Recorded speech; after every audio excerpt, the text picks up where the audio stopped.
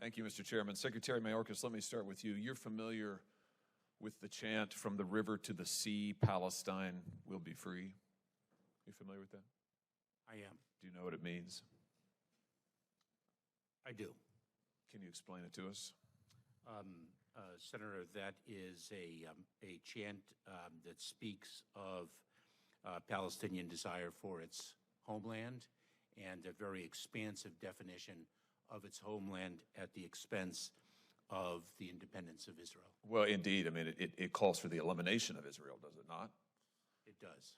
So my question to you is, should students who are here on a visa, who gather and chant that slogan and actively advocate for the elimination of Israel and attacks on Jewish individuals, whether in the Middle East or here in the United States, as we're seeing on college campuses, should those students have their visas revoked?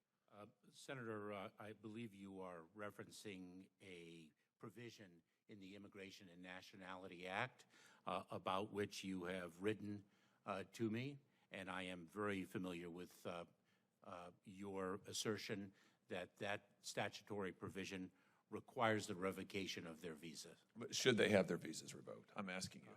We are assessing your legal assertion. It is a matter of legal interpretation of the statute. Well, just as a moral matter, I mean, should students who are here, foreigners who are here in this country, accessing our university system and advocating for the killing of Jews, should they be allowed to stay here at our leisure? Senator, it is a matter of law, and it requires a legal interpretation, and I am not in a position to provide that legal interpretation. And let me add something. Wait. My time is very limited. I have to say, I think your answer is disappointing, but let me ask you something else. Let me ask you about people who say other things. What about people who say things like, on October the 7th, F Israel, I'm cleaning up the language here, F Israel, the government and its military, are you ready for your downfall? People who say things like F Israel and any Jew who supports Israel. May your conscience haunt your dreams until your last breath. Palestine will be free one day. F apartheid Israel and any Israeli. This is pretty extreme rhetoric, don't you think? Senator, I do, and I think there is a distinction between espousing or endorsing terrorist ideology and speech that is odious, that does not rise to that level. Fair enough. This person works for you. This is Nuja Ali, an employee of the Department of Homeland Security, who posted these comments on October the 7th. That's not all she posted. She also posted this graphic. Now, this is a fake graphic, I want to be clear, but I think we understand it. This is a paraglider, a Hamas paraglider, depicted here with a machine gun flying into Israel. She posted it under her online alias with the celebratory Free Palestine. Mr. Secretary, what's going on here? Is this typical of people who work at DHS? This is an asylum and immigration officer who is posting these, frankly, pro-genocidal slogans and images on the day that Israelis are being slaughtered in their beds. What have you done about this? 4 things I'd like to say to you. Number one, your question to suggest that that is emblematic of the men and women of the Department of Homeland Security is despicable. I'm sorry, what have you done? This person works for the Department of Homeland Security. Have you fired her? That was one of 4 answers. Have you fired her? One. Have you fired her? Don't come to this hearing room when Israel has been invaded and Jewish students are barricaded in libraries in this country and cannot be escorted out because they are threatened for their lives. You have employees who are celebrating genocide, and you are saying it's despicable for me to ask the question? Has she been fired? Mr. Chairman. Mr. Secretary.